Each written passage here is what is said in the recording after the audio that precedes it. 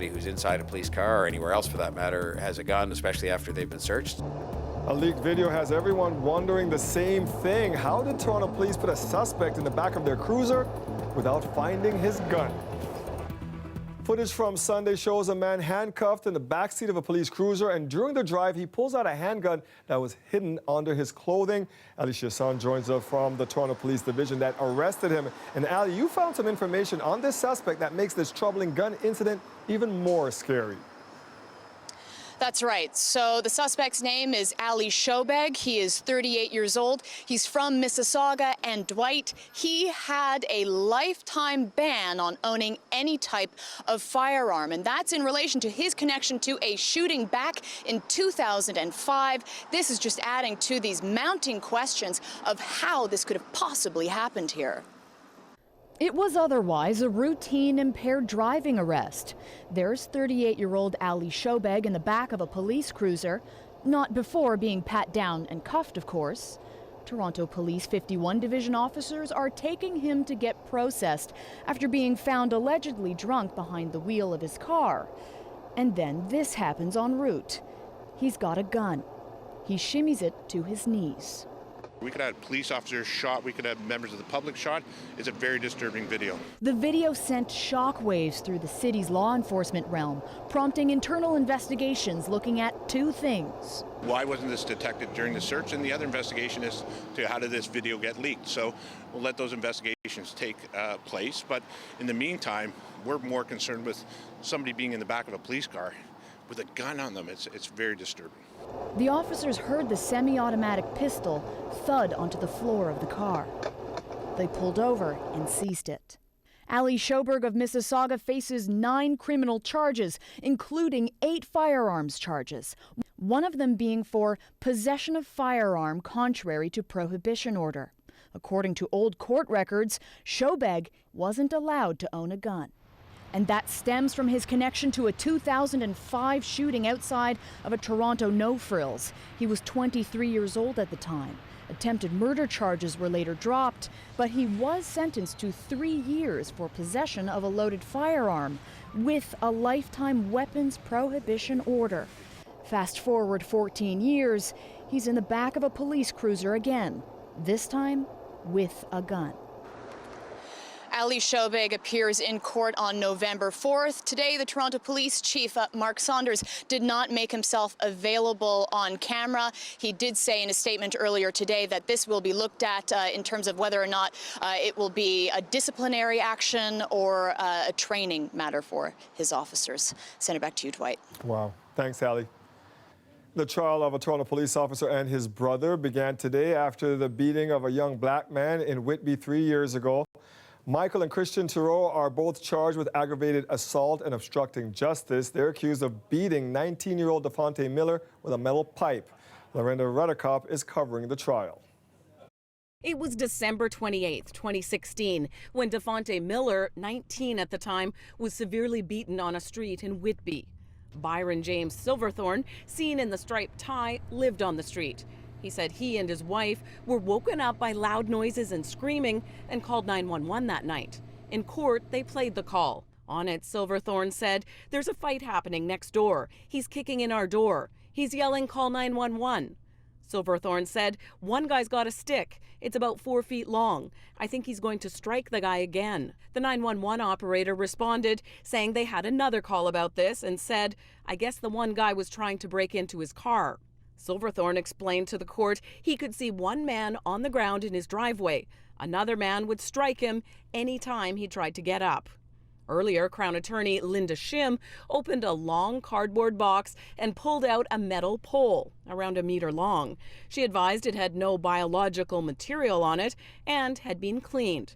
Witness Jennifer Bowler was on the stand at the time. The Durham Regional Police Constable took evidence photos at the scene. She said 3 911 calls had come in just before 3 a.m. from the Silverthorns, accused Christian Theriault, and the victim, Devontae Miller. Bowler says she arrived and saw Miller on the ground being restrained by a white man on top of him. She said Miller's eye was very bloody. There appeared to be red underneath the eye, and seeing that, it made me a little queasy. She took many photos of apparent blood splatters and took pictures of Miller's injuries. He was already in an ambulance under arrest. Charges against him were dropped months later. And months after that, Michael and Christian Theriault were charged. Today, they pleaded not guilty to aggravated assault and obstructing justice by giving false or misleading statements. Today, the Crown told the court the defendants used excessive force. Each accused lied about their interaction with Mr. Miller, that he had a weapon, that they feared for their lives, and that they acted in self-defense. Court is now adjourned until Thursday. Devontae Miller is expected to testify sometime next week. Lorenda Redekop, CBC News, Oshawa. This next story may have you rethinking your holiday shopping plans. A Whitby couple got married back in April and were given a number of gift cards. When they went shopping a few months later, they learned the balance on one card had been drained. It's a crime that often goes unreported, but as Shannon Martin found out, experts believe it's happening more and more as technology evolves. It was one of the happiest days of their lives, their wedding back in April. The couple got a pile of gift cards, but held off using this one until after they bought a new home in Whitby. In late September, they went to Home Depot to buy a lawnmower. Instead, they got a shock at the checkout. The cashier was having troubles with it, and they tried a few things, and they scratched off the code for it, and they weren't able to use it. So we were wondering what was going on. Turns out the $100 balance was drained, even though the couple never touched the card. That set off what would become a month of detective work. Anand Pavamani was determined not to let his friend's kind gesture go to waste. It's their hard-earned money. He started by emailing Shoppers Drug Mart, where his friend bought the card.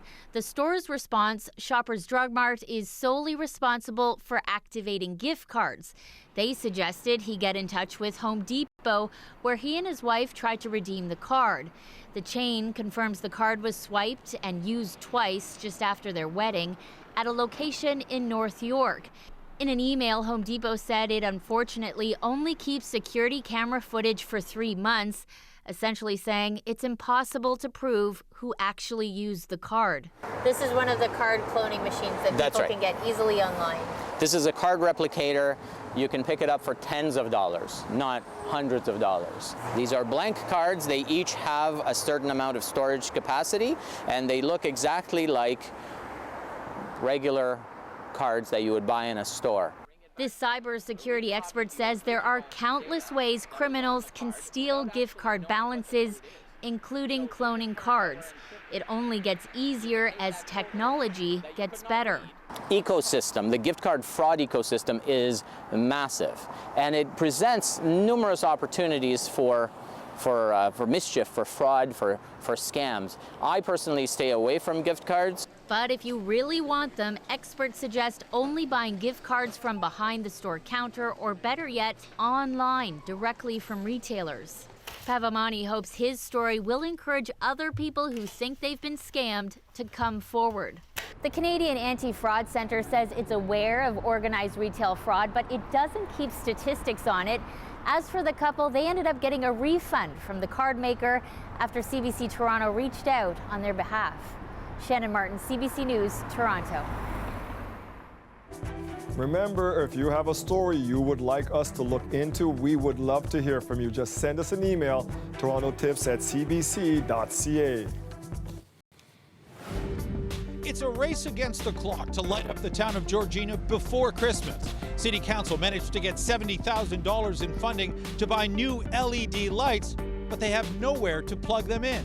I'm Greg Ross. Coming up, we'll tell you what City Council here is doing to try and fix that problem before Santa comes to town.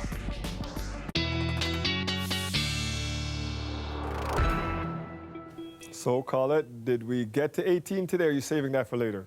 No, 17. Ah, nice. Pretty good, right? No complaints. Yeah, no, I don't think too many people will be complaining with today's weather. Now, what's to come, that may be a totally different story. I want to show you not just our daytime high, though, Toronto at 17, but Windsor 16 and Ottawa 18. But I want to show you the contrast with the much colder air that's back across the prairies and, in fact, digging well into the Midwest and through the Rockies. So Winnipeg -3, -8 for Regina. What's important is that cold air mass, this deep trough in the jet stream and this path for our storm center means as that comes in and moves into this area where we've had this very mild air, we're really going to see a few things happening. That clash is going to cause significant rainfall, but also by the end of the week, significant winds will be ramping up as well. For now, not much to see as it's kind of getting itself together. This thing still has to develop. We do have some isolated showers coming through tonight, and I do mean pretty highly isolated, so some areas or most areas won't even see any wet conditions. But then as we go into Wednesday, we're going to see more significant rainfall developing. We do get into showers, heavier at times as we go Wednesday night into Thursday. Thursday, of course, being Halloween, and I'm going to stop this on Thursday morning because we're going to take a deeper dive into Halloween and the forecast and how that looks with these winds and how much rain. That's all coming up tonight, 7 for your overnight low, and tomorrow, big departure from today, Dwight, 10 degrees the high. Still double digits, though. We'll take it. Thank you, Colette. Yeah, you're welcome. It is a big day for Toronto Transit. City Council is now backing Premier Doug Ford's subway plans. Both the city and the province say this new agreement could get shovels in the ground quickly. Lauren Pelly joins us live from City Hall now. And Lauren, how exactly did Council vote? Well, they were debating it inside City Hall for much of the day, but in the end, it was an overwhelming vote with 22 of the council members voting in favor of this new agreement with the province and only 3 voting against. Mayor John Tory says this is a win-win. This is a deal that is good for our city. The mayor says it will mean new lines get built and The costs the city has incurred on transit up to this point will be covered by the province. that's just one piece of the new multi-billion-dollar transit agreement. It sees Premier Doug Ford backing off plans to take over Toronto's subway network in exchange for the city backing his priority projects. Finally, we'll be able to move forward on building subways. The province plans to build one in Scarborough while extending the Yonge subway to Richmond Hill and the Eglinton Crosstown to Pearson Airport. Then there's the $11 billion Ontario line. The province says the 15-kilometre stretch would run from Ontario Place up to the Ontario Science Centre, but the technology isn't clear and the exact route and station locations could change. What would be that price differential that we can absorb? At City Hall, councillors peppered city and TTC staff with questions about cost breakdowns and feasibility. Build it now! Last week, East End residents also raised concerns the partially above-ground route could tear up parts of Leslieville and Thorncliffe Park. I think there's been a lot of criticism about the extent of detail in the design, the unknowns around costing, and those are all really legitimate concerns. But it's important to remember with any transit project, as we go through a detailed design process, that's where we start to get that kind of information. In terms of all the questions and issues around stations and so on, those are things that we'll be certainly addressing and working with the city on.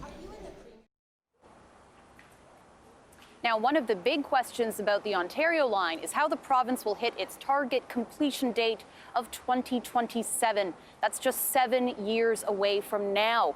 And that's not counting any possible changes that might need to be made to mitigate community concerns, which some say could balloon the costs or create delays.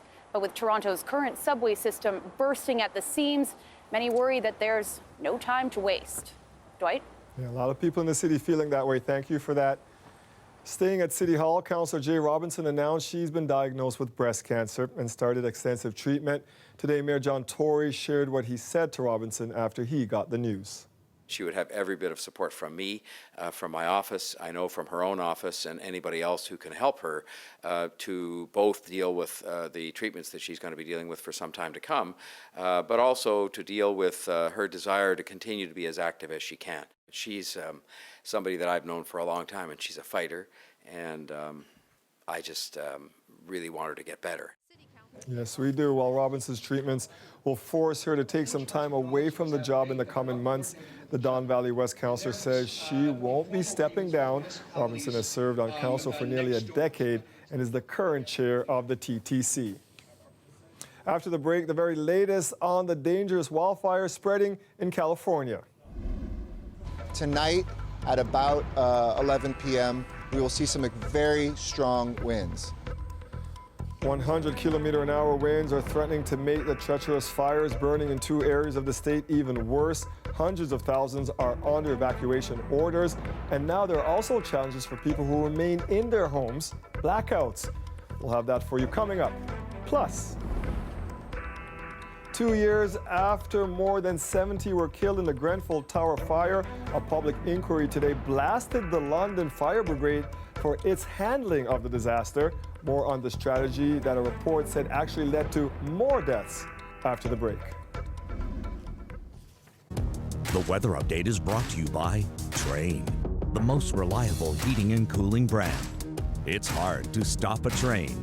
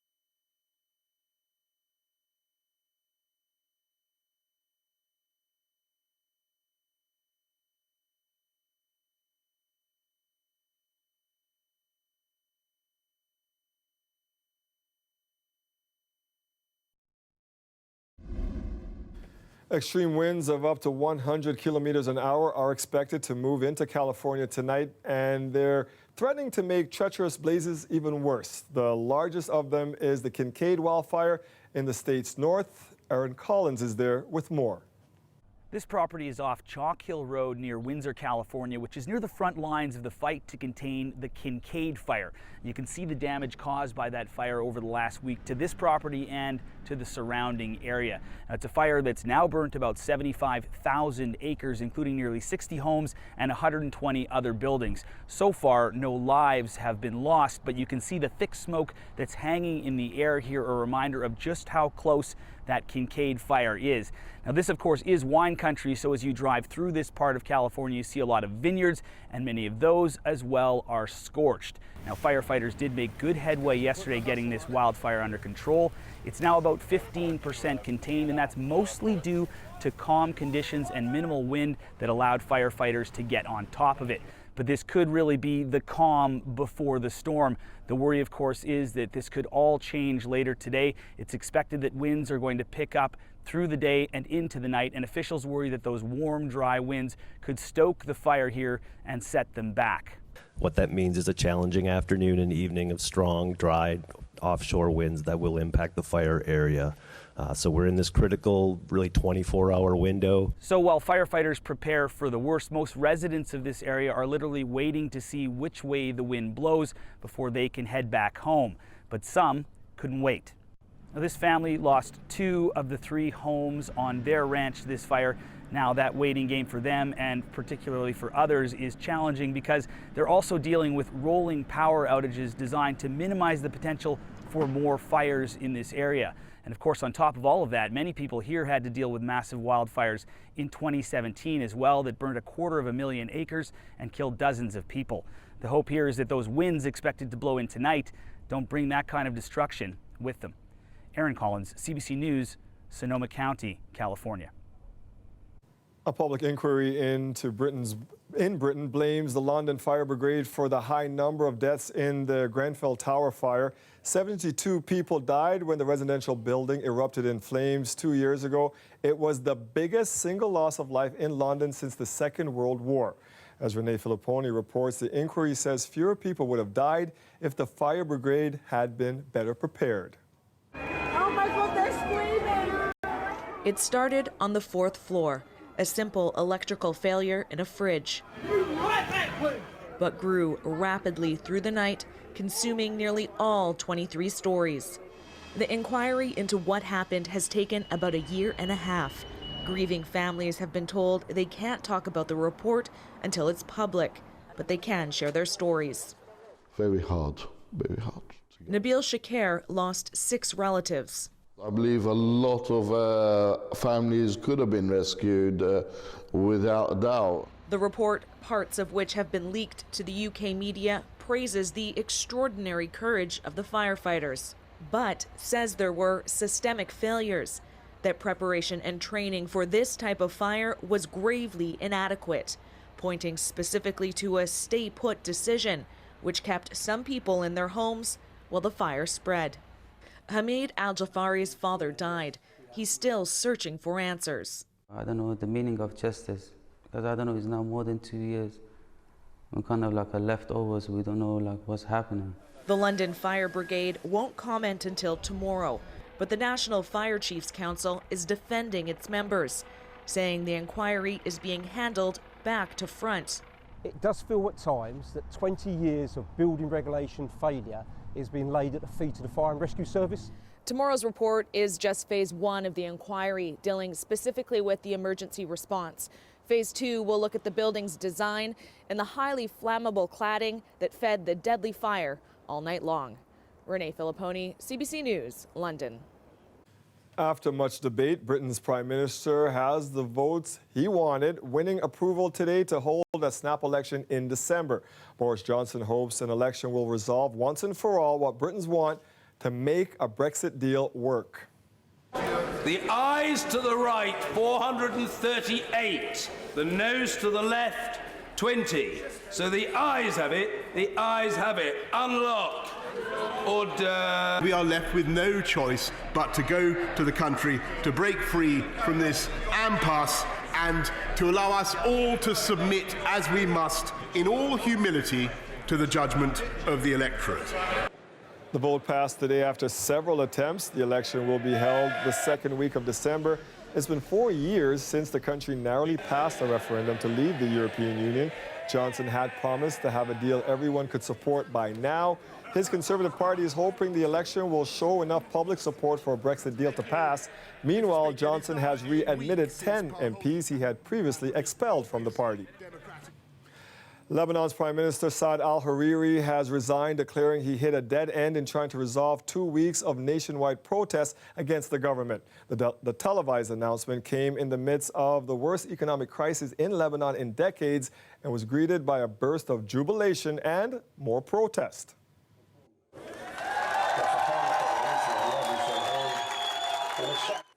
The resignation by the country's leading Sunni politician reflects rising political tensions that could complicate the formation of a new government. Divisions were evident today when a mob loyal to Shia Muslim Hezbollah and other movements attacked anti-government demonstrators in Beirut.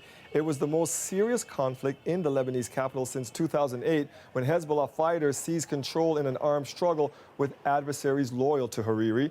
The Prime Minister says he hopes the shock of his resignation will restore civility and revive the economy. Demonstrators say they will continue their anti-political elite protests. It could be a dim December in Georgina. The town bought tens of thousands of dollars worth of Christmas lights, but as of now has nowhere to plug them in. We'll bring you that story after the break. Plus, new numbers show hospital occupancy has ballooned under the Progressive Conservative government in the last year. Brampton's Peel Memorial Urgent Care Centre is operating at 587% volume compared to what it is funded for. I'll have that story coming right up.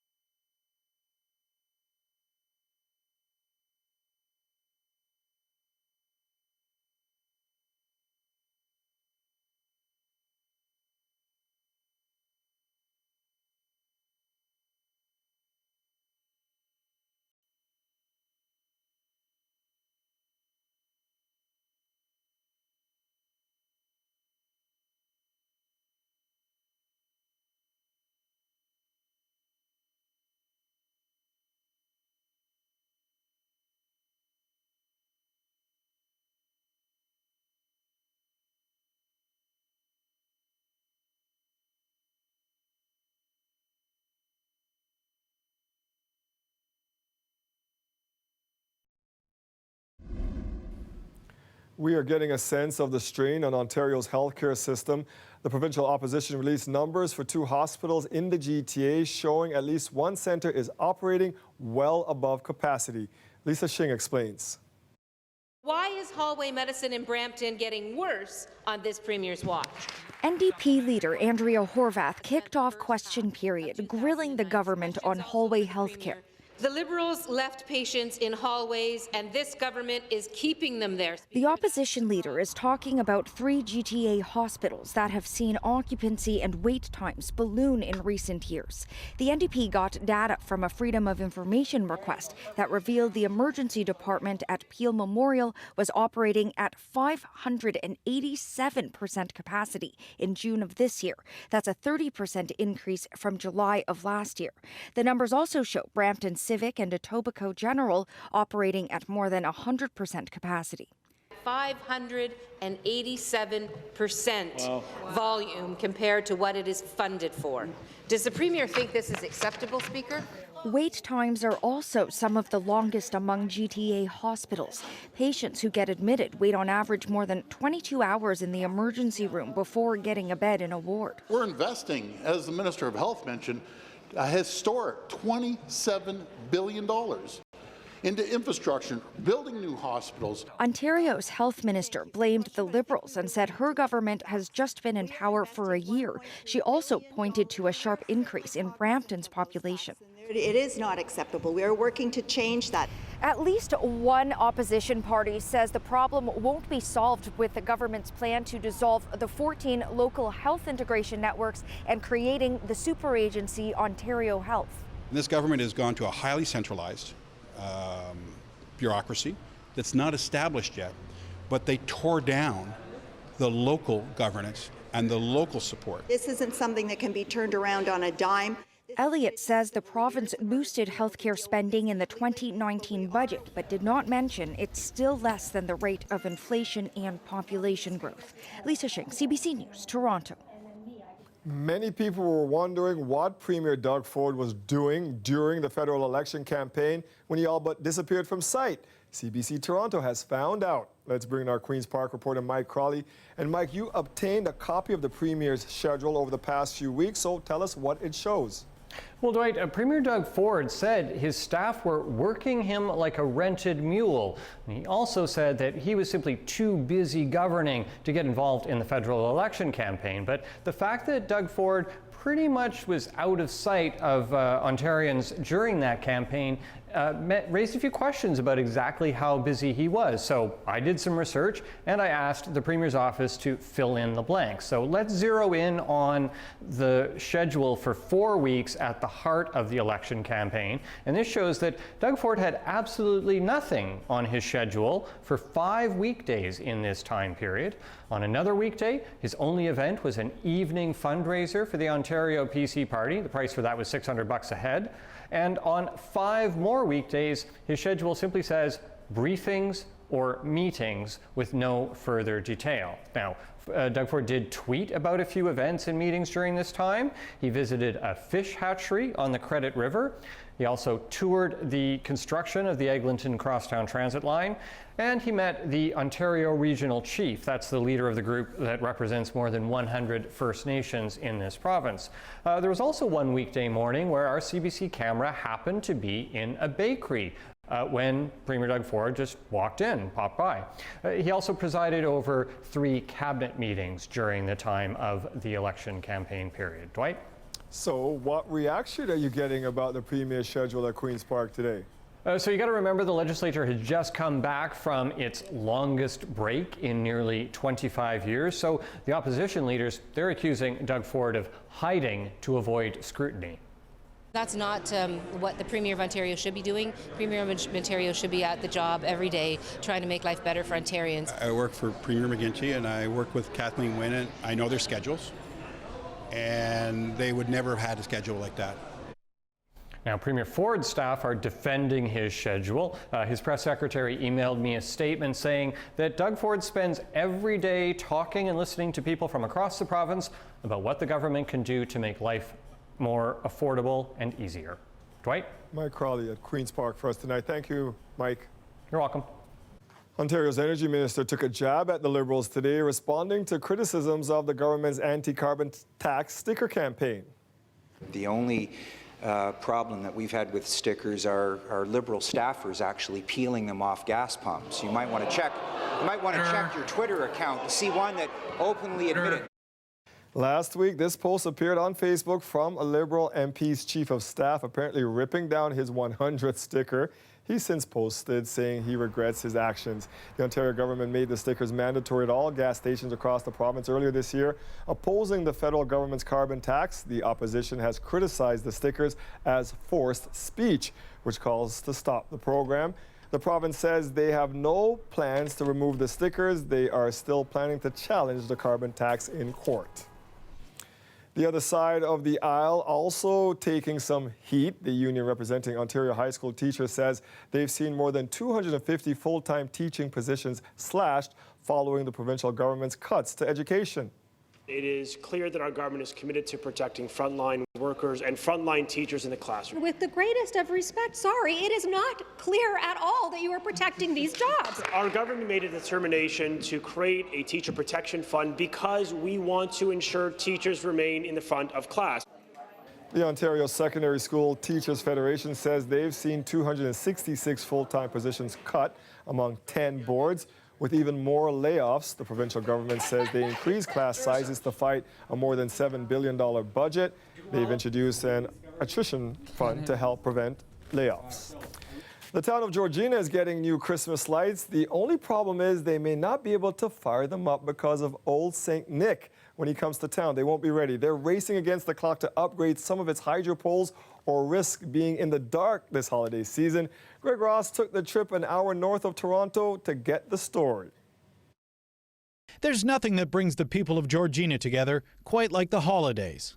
What's it like at Christmas time around here? Love it. Yeah, we have a big parade and everybody comes out. They put like little Christmas trees and like candy canes and stuff. So you can imagine how exciting it was when City Council managed to secure $70,000 in funding for new Christmas lights.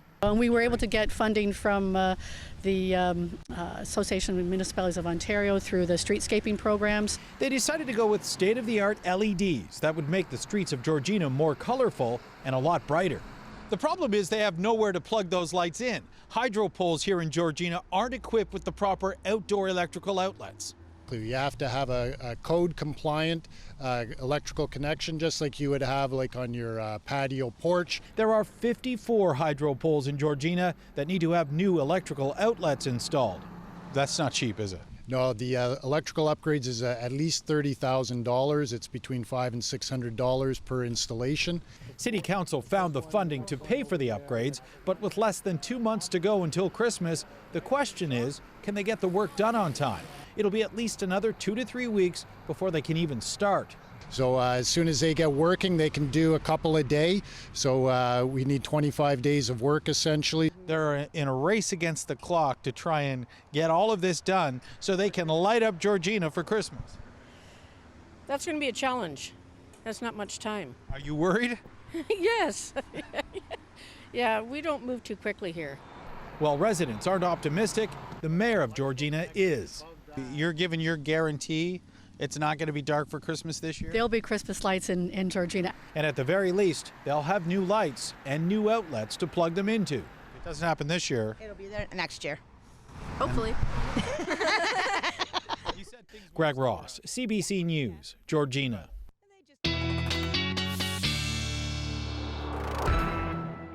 Our friends up in Georgina, so accommodating. No lights, no problem. We'll celebrate anyway. All right, let's talk about these dropping temps, though. Today, we just got spoiled with the 17, right? We did, and I recall you saying you were going to wear shorts. Did that happen today? I didn't. I wore a short-sleeve shirt, though, and no jacket. People are looking at me like, where's your jacket, dude?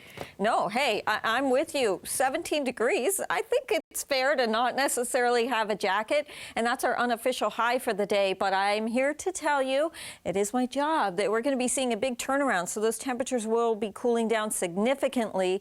And yes, as we look ahead, wet day tomorrow. We'll have showers moving in, rain as we get towards Halloween, and we're going to look at that carefully in terms of the timeline. And some of these winds, by the time we get Thursday night into Friday morning, the gusts 70, maybe exceeding in a few spots even 80 kilometers an hour. So So do enjoy what we have this evening with the temperature sitting there at 15 degrees. Just some isolated showers popping into our skies through the overnight tonight. That's not really the system that's going to be moving in. We'll start to see it nudging our way. As we go into Wednesday, we'll see showers earlier in southwestern Ontario, but for the GTA, late morning towards the afternoon, we'll see a wave moving through of some rain showers, then heavier rains. Look at this as we get into the yellows and oranges here coming in, and that's Wednesday night into Thursday morning, of course, being Halloween. I've stopped this near our trick-or-treat hours, 7 o'clock. Yes, there may be one little break in there, one little window, but primarily we'll be having some heavy rain.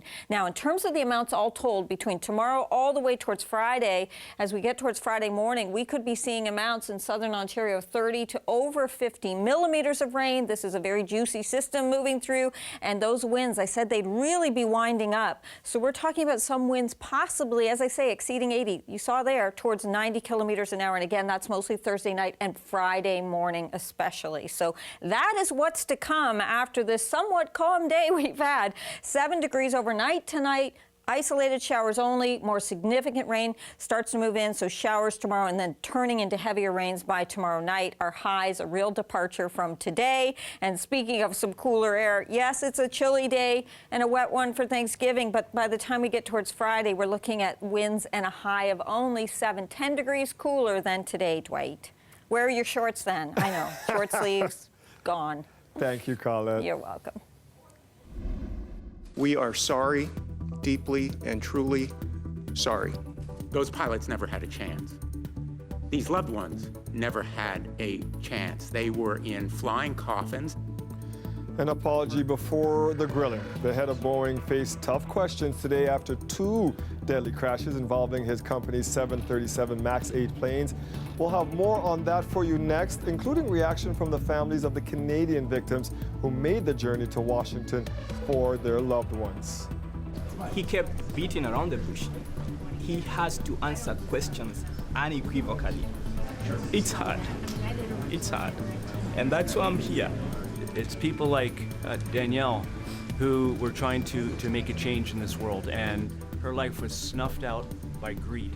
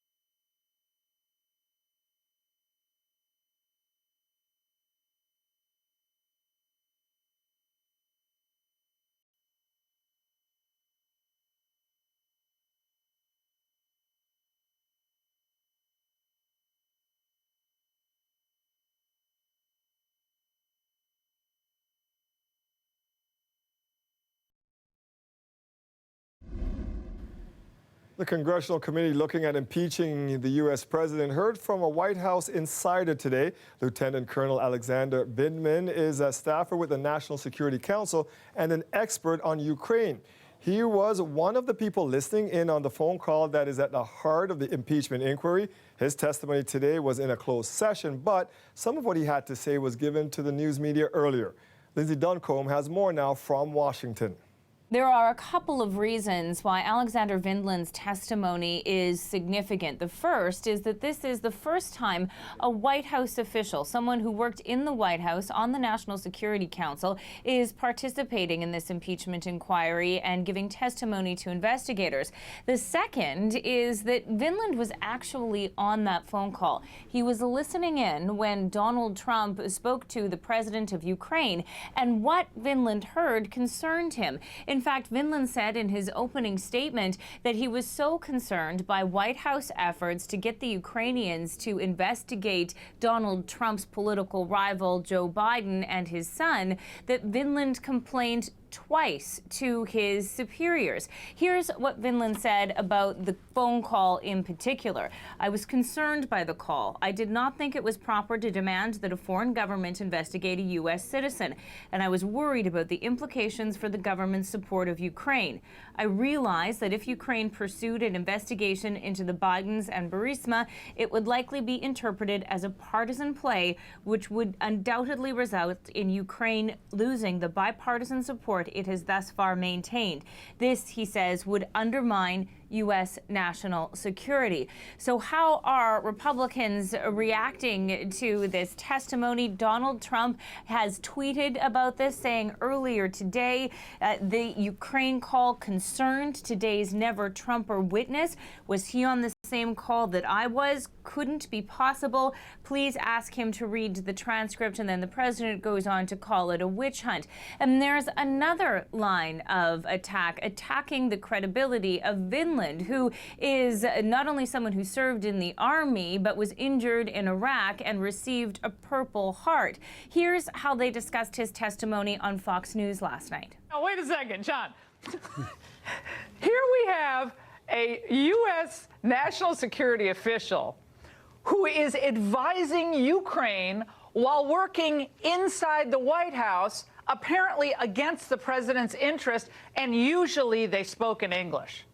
Isn't that kind of an interesting angle on this story? I find that astounding, and some people might call that espionage. Even some Republicans, including House member Liz Cheney, are pushing back against attacks on patriotism.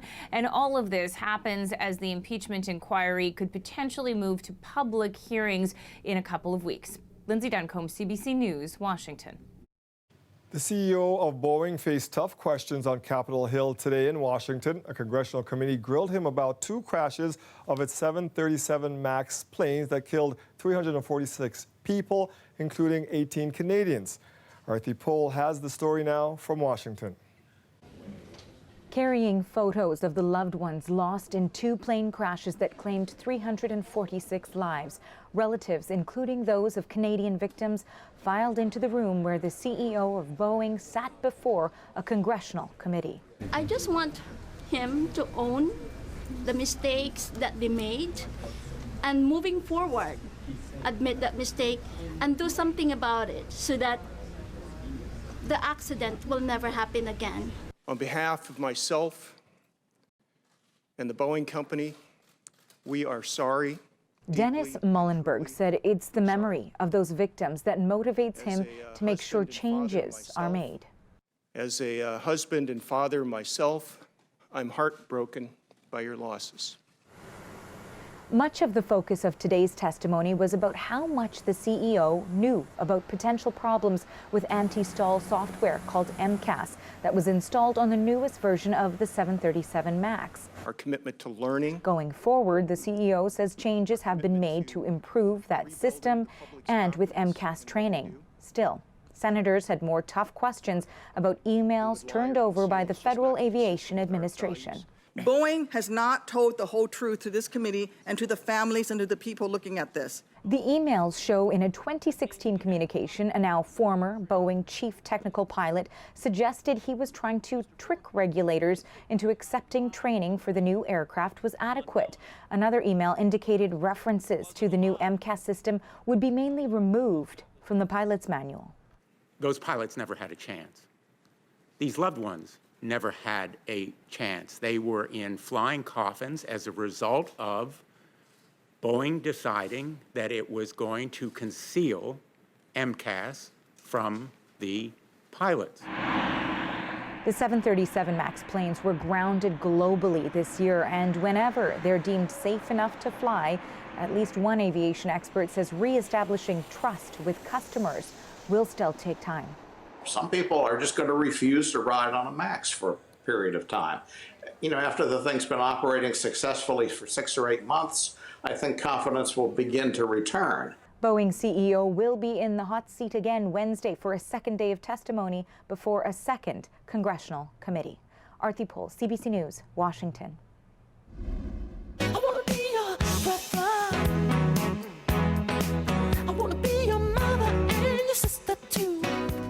More than 3 years after his death, Prince's memoir is now out.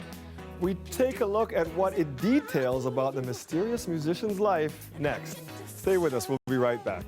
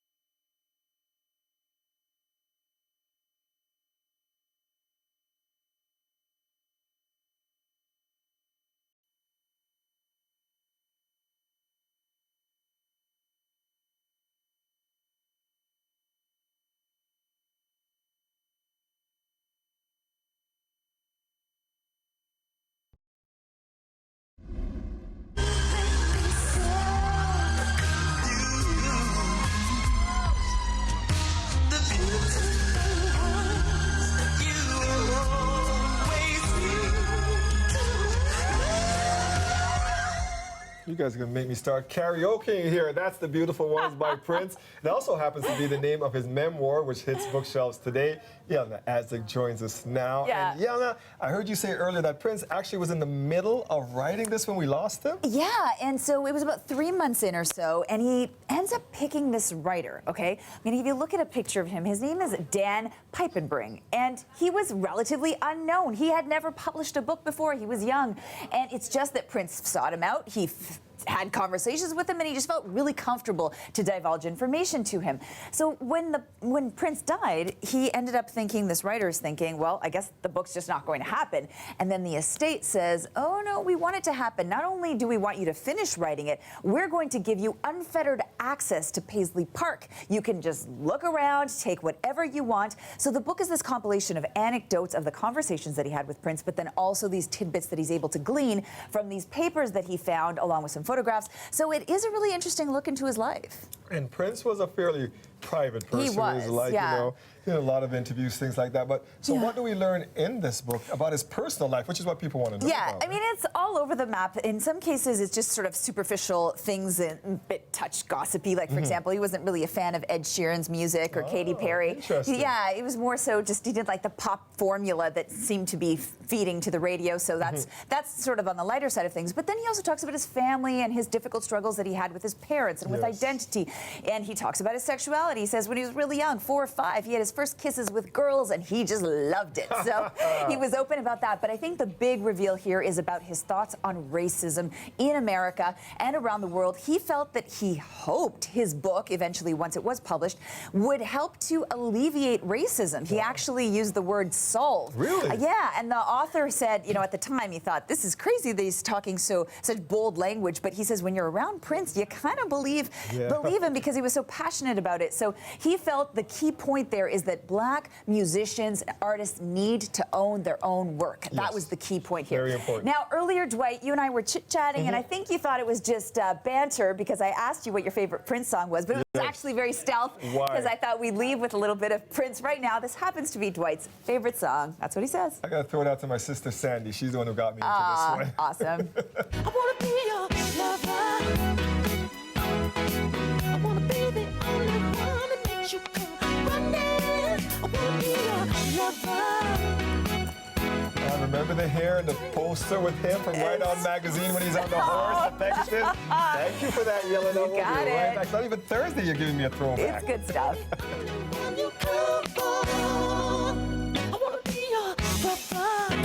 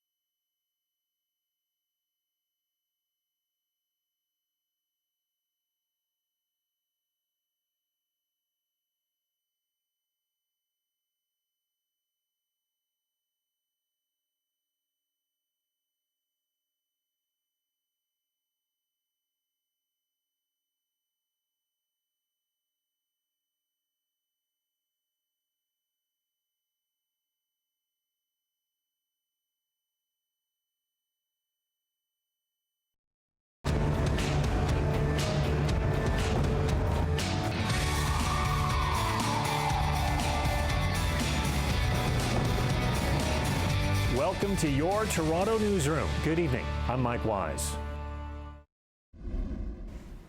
And Mike will be here in a few hours, but we're here now. So you are saying that it's over. We had the 17, now it's back. All over. And the kids are looking to Halloween this week and what that weather's going to be like, but we'll take care of tomorrow first. Then. And we just have a couple of days to modify those costumes so that they're waterproof. And warm. Yeah, there you go, exactly, because that's what you're going to need. Now, it's mild overnight tonight, some isolated showers, a lot of cloud cover, 7 degrees. However, tomorrow we climb to only 10 degrees after being at 17 today. And we will see the rain, especially into the afternoon, those showers really developing and pushing through the area kind of in waves and then getting heavier into Thursday, and that is Halloween. So that is why things are a little tricky. And the really strong winds at this point look like Thursday night into Friday morning. So we've got a bunch of things coming our way. After this evening, just enjoy. All right, so work on those costumes because the kids need to be warm and dry. Thank you for joining us tonight. We'll see you back here tomorrow at 6. Good night. Have a great one, everybody.